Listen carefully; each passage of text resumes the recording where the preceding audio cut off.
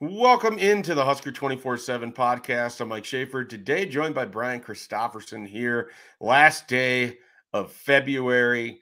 It is going to be March tomorrow.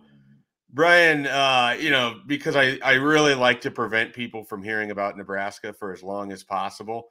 If you were doing rankings of the months, is February like the last month for you? Is that 12 out of 12? It would be 11th, maybe. I think January's up there. I don't like January much. Yeah, that's fair. Sure, you're a Vikings fan. I understand. January is just a house of horrors. Yeah, February. That's a good point, though. The NFL's disappeared, so there's no football. Right. And so that might make February the worst month, even though it's my birthday month, Oh, okay. But still, that nowadays I'm old enough where that's not exciting. That's like a downer. So it shouldn't be a downer. Well, I mean, I'm not acting like it's the worst thing in the world, but yeah, you get to that certain point where you're like, yeah, I don't really want to add a number to that. So February is 11th or 12th. What's the best? What's number one?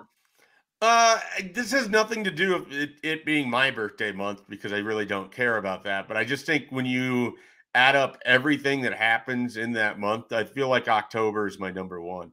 It's like peak football. You get great football Saturday, Sunday. You have the playoffs starting in baseball. And I love the weather. Like when we get and we only get like 2 weeks of it, but when you get those 2 weeks of like crisp autumn air, 60-degree days where, you have to have like something long sleeve on, just the best, like absolutely the best. Everybody's in a hoodie and you don't say anything about it, but you look at it like they're in a hoodie too. It's just like, it's like a really great feeling. And then, there's like haunted house stuff. Like even if you don't partake in it, you gotta sort of have this thing going on off to the side that you can appreciate that other people are enjoying, and they're eating apples and stuff like that, caramel apples. So yeah, October would probably be number one. I don't know. September would be close too, just because it's like football gets rolling. Football is so much a part of these rankings. Yeah, it's a big part of it. Like I remember when I used to live in an apartment complex, I was close to one of the high schools, and I'd wake up in the morning and you'd hear the marching band kind of going through their show, like the drum cadences and stuff. And I loved that. It was just like, yes, like got you. You were just hopping down the street because you're like, it's football season. The weather's nice. I don't have to wear a coat. Let's do it. I didn't know that you were a big marching band guy. Right. I was in the marching band, actually. I kind of keep that on the down low, but I played the trumpet. You were a 27 sport varsity athlete and you had time for the marching band? Well, my parents bought me a pretty nice trumpet when I was in junior high. I think they know this. I don't think I'm telling them anything they don't know, but I felt it was like it was an expensive piece of equipment. So I felt sort of guilty, like I can't give it up. And so I stuck with it, even though I was not fit for the marching band and shouldn't have been out there. There was one year, I hate to say this, I shouldn't, but I didn't know our show. Like I didn't know the music or like two of the halftime show. Oh no. I was out there kind of doing that, and that's not something you should brag about, and I'm not bragging about it. I'm saying it like one of those things you look back at yourself and you're like, man, that wasn't good. But yeah, I was not the best representation in our band. And I apologize to all the marching Vikings out there that had to have me in it. Did you ever get a superior at your like state competition? I don't think so. We got close though. We had a good band. It was solid, but were you the one holding them back from the superior? It could be. They had it probably marked in that little card where they had people walking around. They're like, yeah, one of the guys isn't even playing. He's just like roll stepping it. Roll step. That's what it's called. The roll step. You're supposed to cover 5 yards and 8 steps, I believe, is proper marching stepping size. Yeah, you always knew when school was about to start in Columbus because I lived about 2-3 blocks from the high school. At about 6 a.m. starting in August, the band would be out there practicing. Mm-hmm. Band is big in Columbus. Like it is a big, big, big deal. I don't understand it. I was never a part of it. I have no musical inclination whatsoever. But in Columbus, like if you were in the band, like that was the homecoming kings and queens were coming through the band. Like band is big in Columbus. Really? Yeah. That's interesting. I do remember Columbus had a big marching competition, Yeah. and I don't know if it's still there or not, but we would go to it. We'd get bused to it. And again, not looking favorably on me, but I was so into like football. I remember like being really sort of perturbed because it was like interfering with like the Nebraska game. Yeah. It was basically like a wedding, you know, it was like someone scheduled a wedding in the middle of like 4 times that fall with these competitions. So I would have my little earbuds on. I took the buds out when I was on the field. I didn't listen to the game while we were performing. But Nebraska whooped Kansas State one year when we were performing in Columbus when D'Angelo Evans went off. Okay. Yeah. 59-3 game. I'm pretty sure that I connected those dates right. All right. Wow. That's impressive. I would just like to point out the incredible range of this podcast. We spent 6 minutes basically talking about the marching band, all because you sort of mentioned it offhand about an apartment complex that you used to live in. So just, props to us. Yeah, and then I made myself look really bad as being a guy who wasn't like a good teammate. But that's okay. It's old news. I apologize for not doing my part. We might have had that superior if it weren't for me. Well, the important thing is you're my teammate now, and I think you're a good teammate. And part of you being a good teammate is you kicked off our series that we have going, that we've just started. We're going to focus on a different state each week for the next 5, 6 weeks. I forget how many. I think it's 6.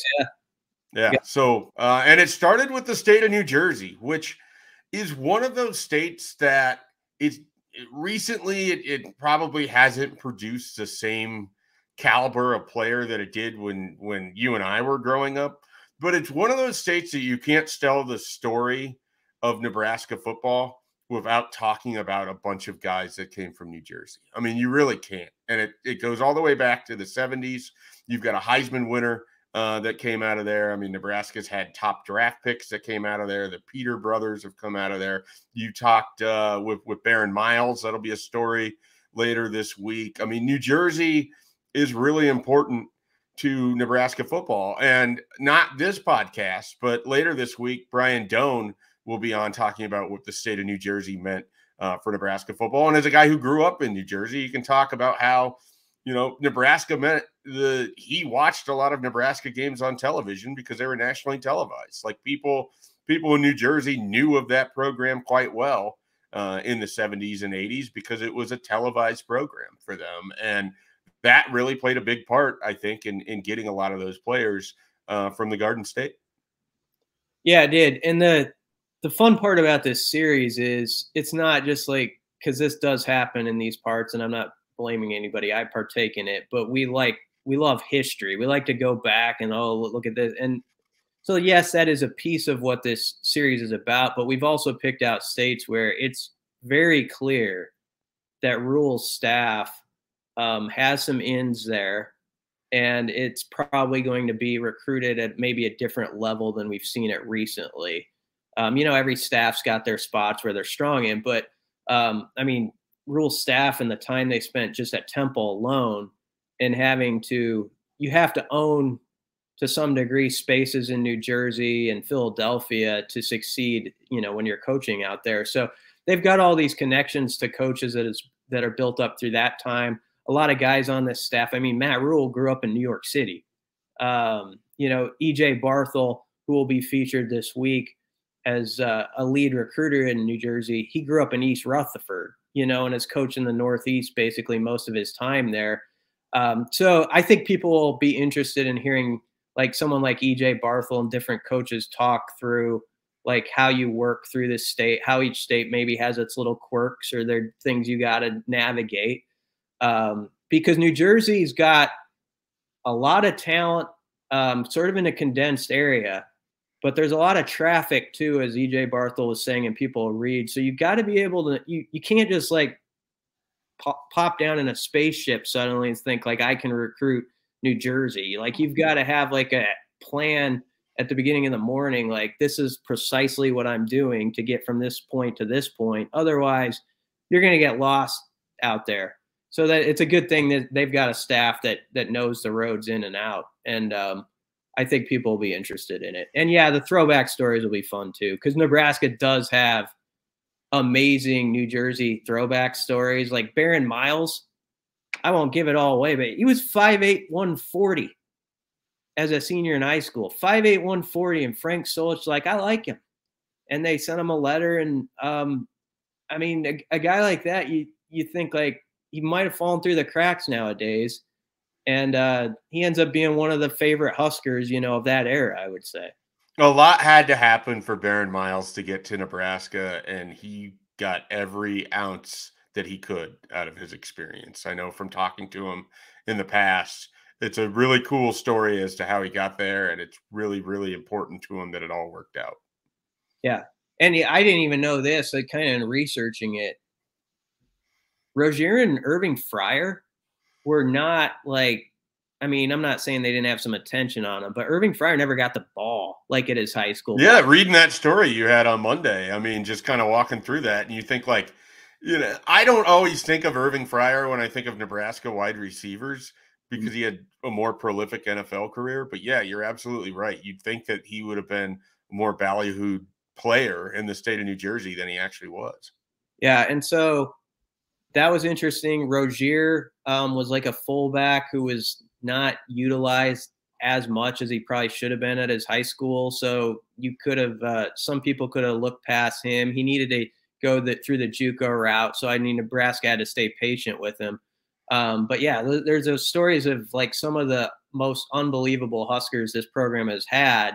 And you think like, man, as a recruit, that guy was sort of just a normal guy. Like you wouldn't have thought like they were going to be part of the scoring explosion.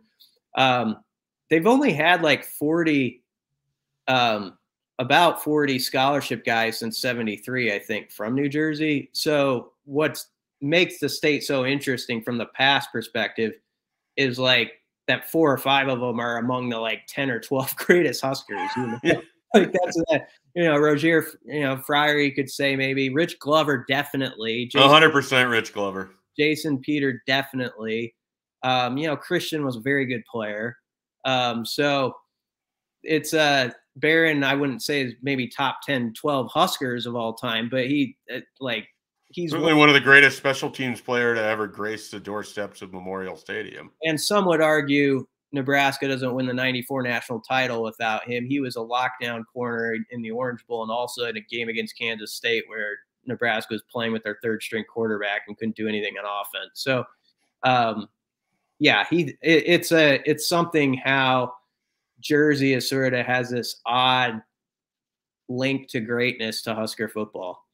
Yeah, and we're going to explore that a little bit more. And then when Jersey week ends, we're going to flip the coast and we're going out west to California, and we will dive into all of that. And then we'll come back to the Midwest, and you'll just have to see where we end up and who we talk to and all of that as we go through the month of March.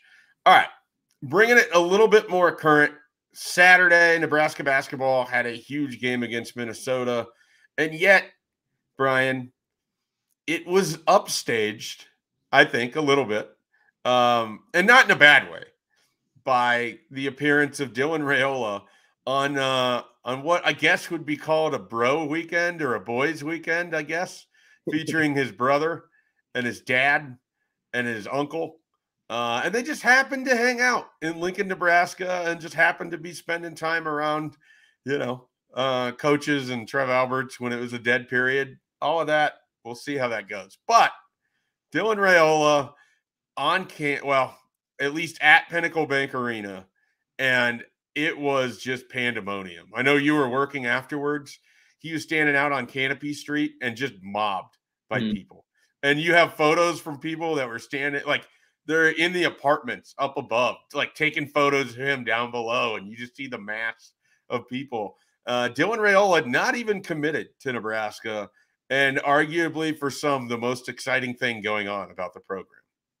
Yeah, there was a moment during the game, the basketball game, where Keisei Tominaga was cramping up. So they had to bring him over, to kind of be on the bench. And he was sort of by that front row behind the basket. That's, like 15 feet behind the basket. And that's where the Raiolas were sitting. And I was thinking like, well, this is a moment. Like, yeah, Casey was like getting worked on, stretched out, all that stuff. I'm reenacting it too. Like 5 feet from Dylan Raiola is just like kind of, hovering above it, watching. And I was like, these are the two biggest rock stars in like Husker sports. Like right there it is. And like, it's sort of an odd thing that they actually met up and they're like right here within 4 feet of each other right now. So yeah. It was what you'd expect. He got all the roars whenever he was seen, got the chance from the students. And I think he already knew it, but it just confirms it. Like, you can be a rock star here still with Husker football. You can be that other places, but it's the show here. And, it's sometimes probably useful to like put an exclamation point behind that idea. Yeah. So he was in, I believe they're called the Loge boxes or whatever. I don't know. It's some fancy term. And that's when I obviously I didn't know where he was. I assumed he was in the building. But that section where those are right above where I sit. And people were all sort of like turning and then the chants start. And the whole thing made me just think of the movies or whatever that would show like an opera on the big famous opera box where everybody's looking up there, and that's where like the famous important people or the royalty are. Like, that's kind of the vibe that it gave me, just watching people just turn and stare up at that box just to get a glimpse of Dylan Raiola. And oh, by the way, Nebraska's coaching staff just happened to be sitting up there too. Yeah, the only thing that could have made it probably a bigger roar is if Dominic had lifted Dylan up as like for the Simba cam. Oh man, yeah, he's just holding him over. In a joking fashion, yeah, that would have been that was a missed opportunity. I mean, that would have been great humor. And I love the Simba cam, by the way. It's about the best thing going in sports. It's definitely replaced like the Kiss cam is, so like, yeah, we're over it. The Simba cam is where it's at now. Does that make Donovan Raiola scar in this analogy? I don't like where this is going. I don't think that's right. Yeah, I don't know that we want that. Scar, it's his dad who holds him up. Well, no, but I'm saying if we're going down the Lion King route, involves a jealous brother, and Yeah. I don't know that you've ever seen the movie, but I've seen Lion King. Yeah, okay. Anyway, you know what I mean, though. Like let's not get too like into it. Just the Simba cam's fun, and there was a chance there for something. But anyway, I would say it sounded like Dylan Raiola did an interview with Steve Wiltfong after the visit, and he said it was something else like he's never experienced, basically. So I mean, it was good for Nebraska. I know I think we can talk more about it another date. You don't have to get all into it. I think you upped your points on Dylan on the crystal ball. I haven't put in a crystal ball, but I'm with you right now. Like, where I just think right now it feels like Nebraska at this moment as we're doing this. Yeah, I also, when I first put in that crystal ball, I did so with the idea, based on what I was hearing, that something could happen in late March and early April. And I still believe that to be the case. Like, I think we're inside of like a 6-week window where I would not be surprised if Dylan Raiola ends up committing to Nebraska. Like, that's sort of where my confidence is at. And it all lines up with the information that sort of led me to feel like, okay, this is a done deal. Not a done deal, excuse me, but this is trending in the right direction of potentially getting that commitment. We actually weren't going to go as heavy in the Raiola talk, but we're here. And people are, that's the thing right now. Do you have a good read on who Nebraska's biggest competition actually is for him at this point? Or what do you think of that question? I think it's still probably Georgia, because I don't know, and I sometimes get the name wrong, so feel free to correct me. I don't know that getting in line behind Malachi Nelson does a whole lot for Dylan Raiola at USC. I understand the interest that you would have in playing for a Lincoln Riley system as a quarterback. You look at what he's done and who he's produced and the Heisman trophies that have followed. And yet, Malachi Nelson, I believe, is a 2023. So there wouldn't be that much separation there. And he's going to redshirt because Caleb Williams is still there as USC's quarterback. So I just don't know that I'm willing to put USC on the same level as Georgia. I think Georgia has done a great job in terms of recruiting them. There's a strong connection there because of Matt Stafford, and I think he's played baseball and spent a lot of time around that program, and I think he feels very good about the Georgia Bulldogs.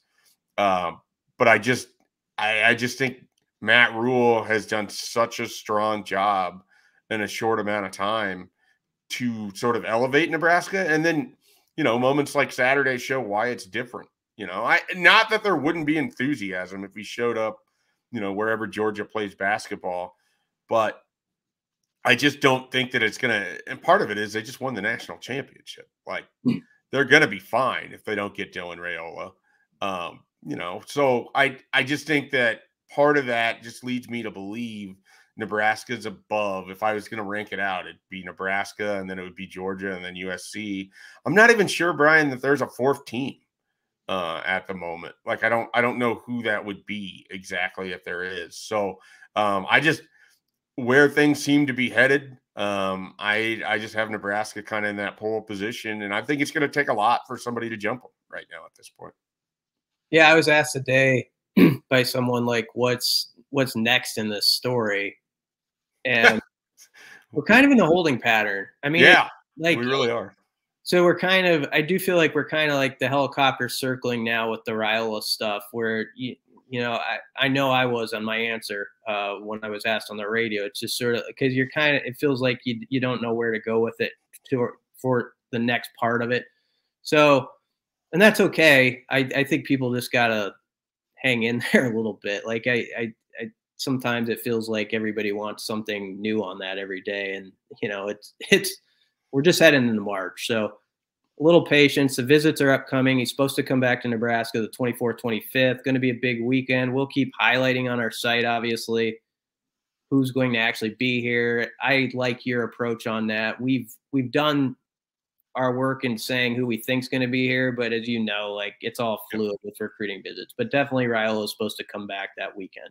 Yeah, and the sort of interesting thing to me is going to be, and we don't have to spend a lot of time on this, but Daniel Kalen sort of targeted late February, early March initially, back in December, for when he'd like to make a decision. And Nebraska was very much in the picture when Matt Rule first got hired. You moved to January. The last time I talked to him about it, he said that things could have gotten pushed back because he had more suitors. I know for a fact teams are watching Nebraska and Dylan Raiola, and they are keeping an eye on that because they are very interested in Daniel Kalen. And so I wouldn't be shocked if Daniel Kalen commits before Dylan Raiola does. I think teams are going to go very hard. I think he's going to have some visits. I believe he's going to North Carolina the first weekend here of March. He's had already some good success with the 7-on-7 circuit. Like as a subplot to everything Dylan Raiola, Daniel Kalen, I think, is going to have a really interesting next few weeks. And there are some teams that I think are really, really hoping to get him to campus and see if they can get a commitment while he's there. No, that's an interesting sidebar. And I noticed, I like this too. Alan True wrote the story. He wrote a story about Kalen like a week or so ago, was sort of updating. And Nebraska, of course, wasn't real prominent in it at that point. And Rule has done this before, but he retweeted it, the story. And, Rule has said this, that he really wants in-state guys to just have success, I think. And even if that's not in their program. And so, I don't know. I thought that was a nice little touch, just one of those social media things you notice. But, Kalen's definitely someone to watch because you can tell that a lot of people, and I think Nebraska too, are really intrigued in his recruiting talent. It's just sort of an odd cycle where he happens to fall the same year as the #1 player in the country. Yeah. Just been living in that shadow ever since Friday Night Lights back in 2020, or 2021. So it's been difficult, I would imagine, for him, but I do think there's going to be a good ending for Daniel Kaelin as well. Brian, let's take a quick timeout. When we come back, we are going to talk Nebraska basketball, what happened on Saturday against Minnesota, and I don't think it's out of line to say the biggest week for Nebraska basketball since 2018, 2019, up ahead with Michigan State and Iowa, 2 games that Nebraska, frankly, has the chance to win, and we'll see what they're able to do. So some basketball talk when we return. All right, I promised basketball. I promised a little bit of a hype cast. I don't know that I'm going to do the let's get hyped voice for it. I apologize because, this is the sort of podcast people will listen to 3 days after that game is played on Tuesday night. So I guess if you're coming to this a little bit late, feel free to stick around for our great analysis that, it's coming. But we're going to talk some basketball here. Brian, I was a little worried going into Saturday's game against Minnesota. Like I just, Nebraska, it just felt like they could maybe let their foot off the gas a little bit. And they didn't play their best game. But what we saw actually makes me feel good about this program in a way that extends beyond the next couple of weeks. They had a bunch of guys step up on Saturday and play some of the best that they've either played all year or some of the best stretches they've played in a long time. And it came from way down the bench. I mean, Jamarcus Lawrence had 10 points early in that game to kind of allow everybody else to settle in. Hopefully he can kind of get the free throw shot going for him here. He would have had some more. But that confidence that he has really kind of shown through in that Minnesota game. Like he took some big shots early in that game, and he got to the basket. He hit a 3. I mean, I was impressed by him. CJ Wilcher probably had his best game in a while. I think he had a really good game against Penn State, was it? Earlier this month, but this was probably his best game since then. He had 12 points. He really was able to find some success inside, and he played well. He showed a lot of hustle. Sam Hoiberg, I can't say enough good things about him. And Wilhelm Breidenbach. I mean, I thought he had a nice, stretch in that game against Minnesota. And all of that to say, like, it wasn't a big Tominaga show.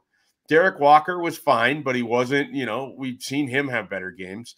And Sam Greisel played really well.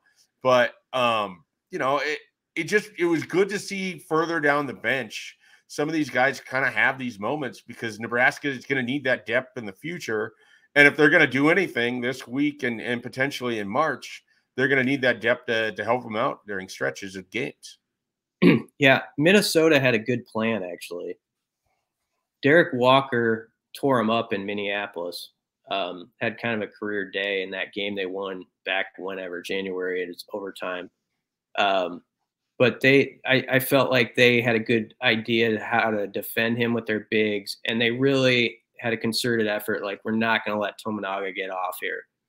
And so they're saying, let's see if other people can step up. And that's sort of hitting to your point. They did, like in those moments. Jamarcus Lawrence, yes, the free throws are an issue, but sometimes you can just tell, like, early a guy has like bounce that night and has a little something to his step. And he did. Like, there was confidence in the way he was just going up shooting. And I know they've been working behind the scenes with him on that. And I don't know, Jamarcus Lawrence, you really have seen throughout the last month or two, like, he's going to be a really exciting player, I think, for this program, to watch him grow. Because he's already at a starting point that I don't want to compare him to some past guys necessarily, but I feel like he's a little bit ahead of some guys who ended up being pretty good players in this program for where he is in his first years as actually playing. So that's encouraging. Now, this Michigan State game, there's a couple things that worry me. One, Michigan State beat them by 17 on the boards last time. I mean, just crushed them. That was a game where Nebraska's offense was abysmal in the first half, fell behind. They scored 17 points, I think, in the first half. And also what concerns me actually is that Michigan State blew that game Saturday. against Iowa. You know, it's just a weird defeat where you lose an 11-point lead in 50 seconds in regulation. They lost in overtime. And Michigan State's not on the bubble because they have so many quad one wins in their Michigan State. They're going to be fine.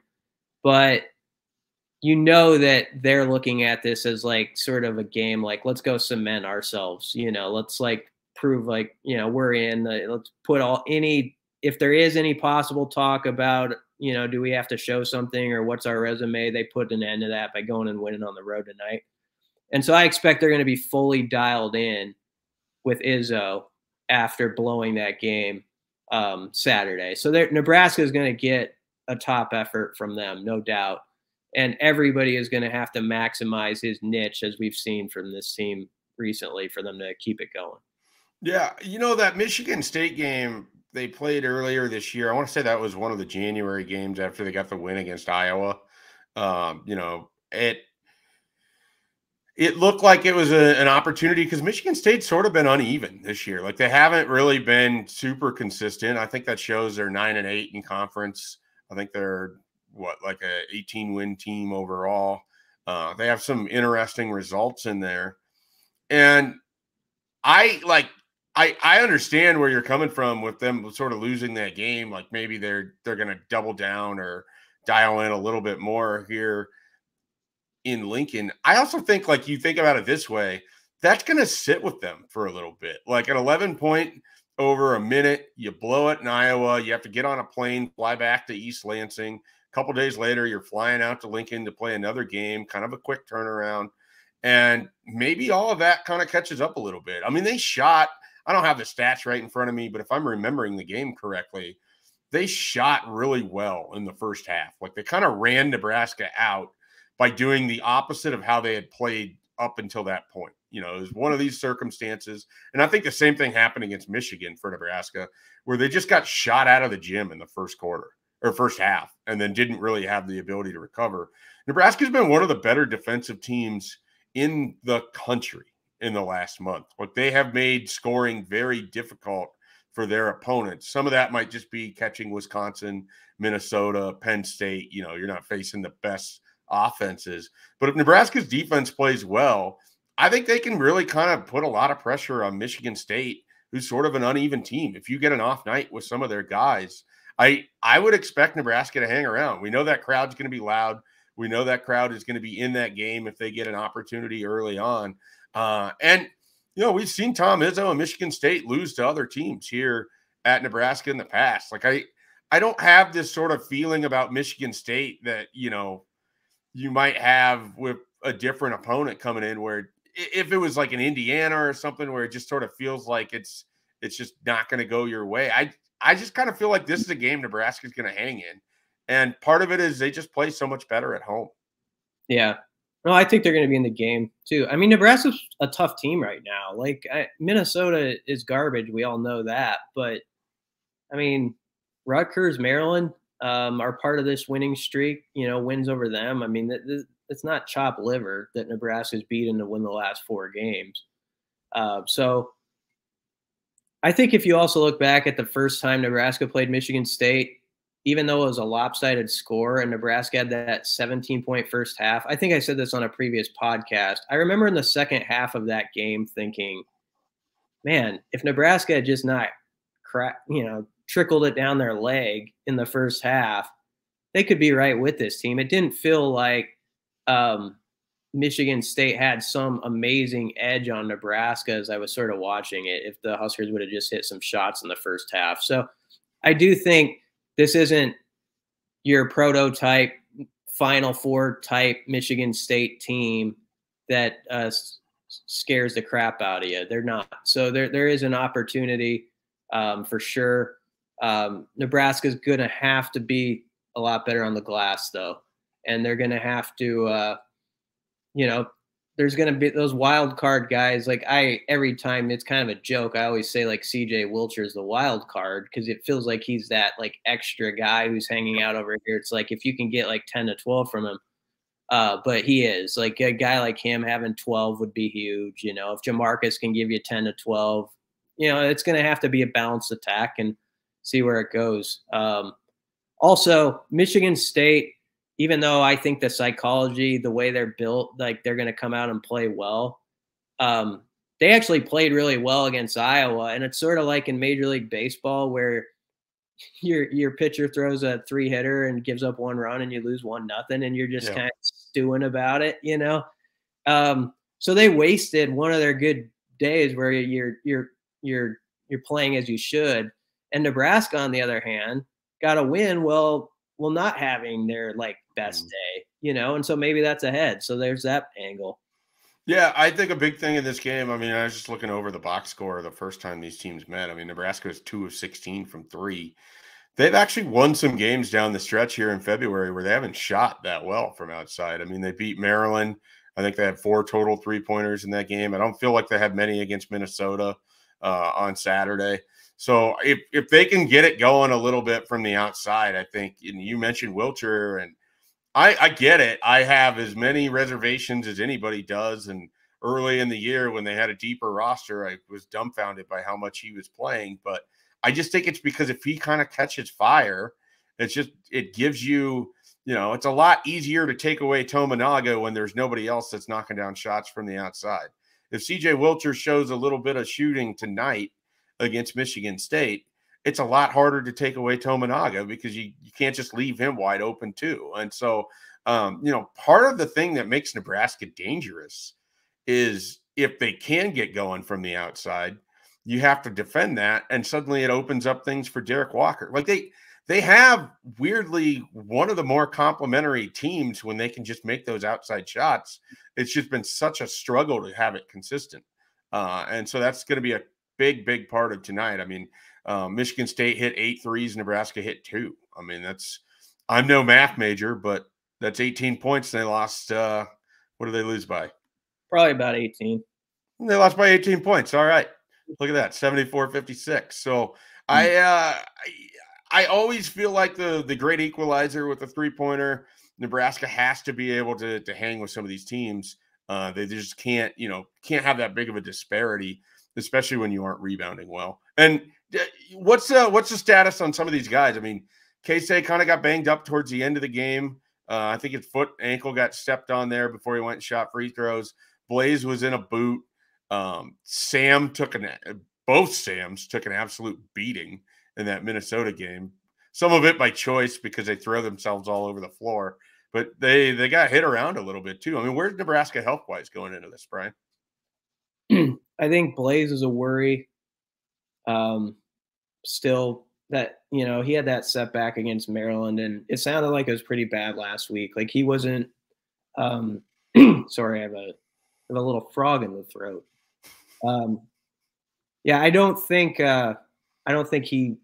kind of be surprised if he's available. But the thing is, Fred Hoiberg didn't really get into the injuries yesterday. He usually is kind of an open book. Some of it wasn't asked. So I'm assuming Casey is good to go and stuff like that. But it wasn't really brought up in the press conference setting the other day. So it'll be interesting. Most of the talk, of course, was about Tominaga and it being senior night and him walking, which is I understand. We wrote about it too, but that's going to play itself out in the weeks ahead. There's nothing really to say about that story yet. They got to figure it out behind the scenes, and we can get more into that in a podcast at some point because it's kind of an interesting story about how NIL works and some of that stuff.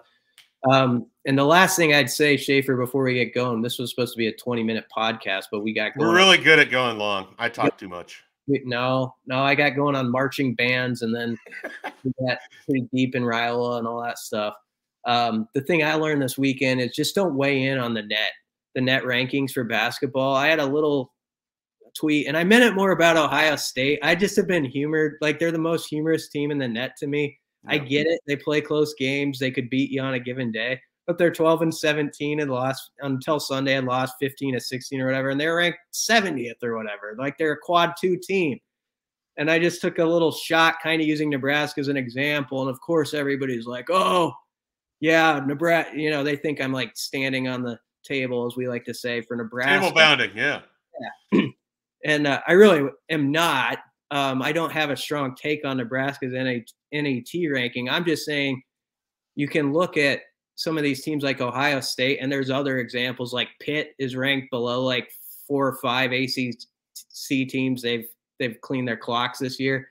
I just think if we're going to brag about this tool in every telecast in every game, I don't know. I wish there weren't some outliers that just were weirdly strange and rewarded a team because they lost by 8 points as opposed to 15 points. Yeah.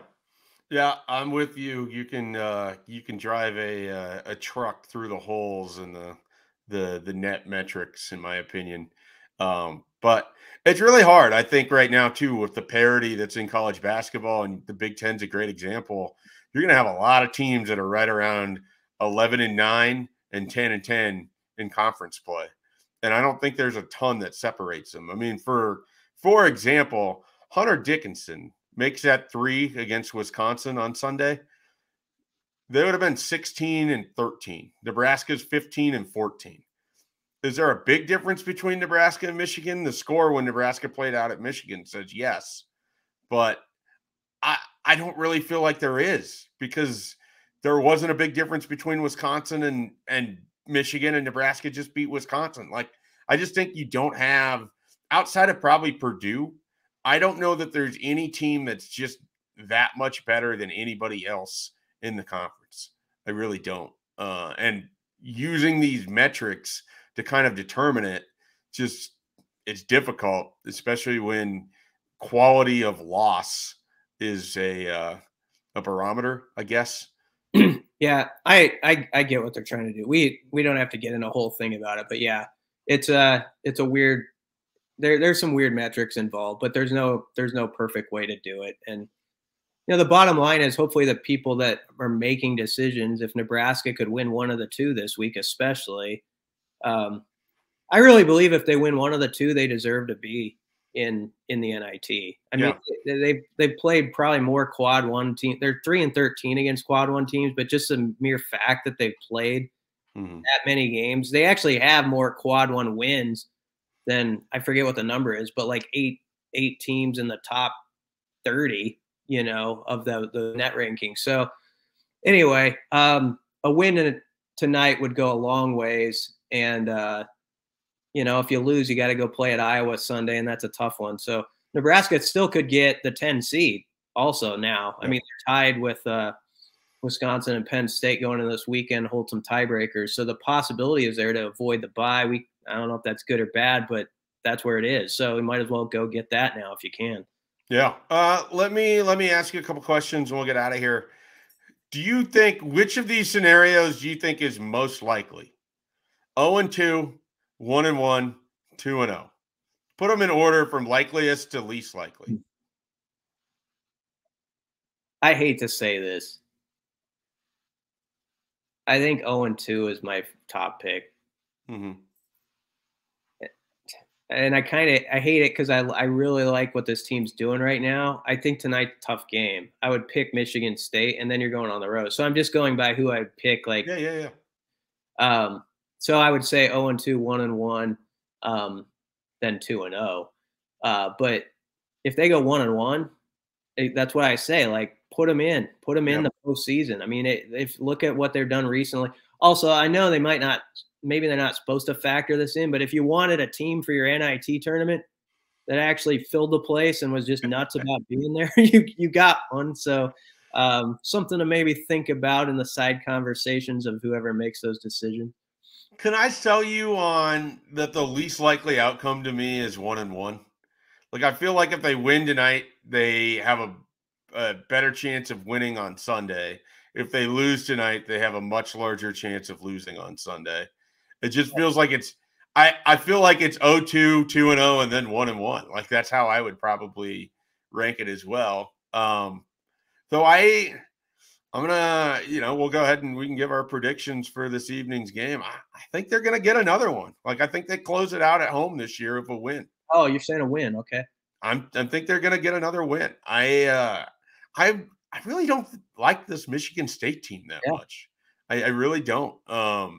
It's not that they're not good. It's not that they're not at least like a 12 seed tournament team, but frankly, like, they're kind of just living off the name more than they are their actual season results than anything else this year. So I like Nebraska to get this one tonight. And I think if they win tonight, they're going to win on Sunday.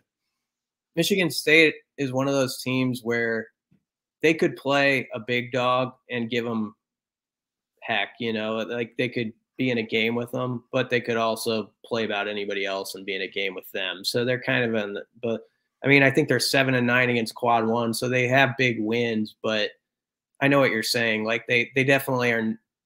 They're a flawed enough team that Nebraska will be in this game. Like it'll be down to the wire. I'll pick Michigan State probably just because I always try to look at it as like take the homer part out of it. Like obviously around here we'd love it for the storylines if the Huskers won, but let's say your car was right. You have to give away your car depending on picking this game right. I would probably pick Michigan State by a few, but I expect it to be a close game. Yeah, I do as well. I'll go opposite. I'll take Nebraska, and I'll throw a score on it. Give me 68-63, Nebraska by 5 tonight. Okay. I'll say 72-66, Michigan State. Couple free throws at the end, sort of putting it at that margin. But yeah. What do you think? One more overtime game for you in that building? I feel like there's you want to be home before midnight? What was the year? Let's just keep this going. What was the year when Nebraska just blew the doors off of Michigan State? Remember? And that team went to the Final Four, I think. Was that the 2014-15, the year after Nebraska went to the tournament? It might have been. They had a run where Tim Miles, I think, beat Michigan State and Tom Izzo like 3 out of 4 times. Yeah, and they won there a few times. Like they were a real headache for Michigan State. Let's see if I'm right. I've got the schedule pulled up. 2014-15. I think Nebraska was at home, and I thought they took care of them. They won by 20. Or at least it felt like. It was not 20. Let's see. Was it the year after that then? Was it the Andrew White year, 2015-16? I know what you're talking about. Yeah, we are not wrong on this. It was a Izzo team, and I think that team made the Final Four that year. Like they put it together sort of after that. Nebraska probably deserves credit, for spurring them on to that that run. But anyway, yeah. So anyway, I was thinking about that game and be like, wouldn't one of those tonight be fun? Just like everything's going your way sort of deal. And boy, that place, the lid would come off of it. I could not find this game, Brian. I can't find it. We'll have to locate it. We can't be wrong on this, I don't think. But I was 8 p.m. game tonight too, so there's going to be a little extra. Like people are kind of milling around eating their dinner, having an extra beverage or two in the rail yard before this one. So they need that fast start because if they do, the place is going to be up for grabs, I think. Yeah, Nebraska beat them 3 straight years starting in 2014.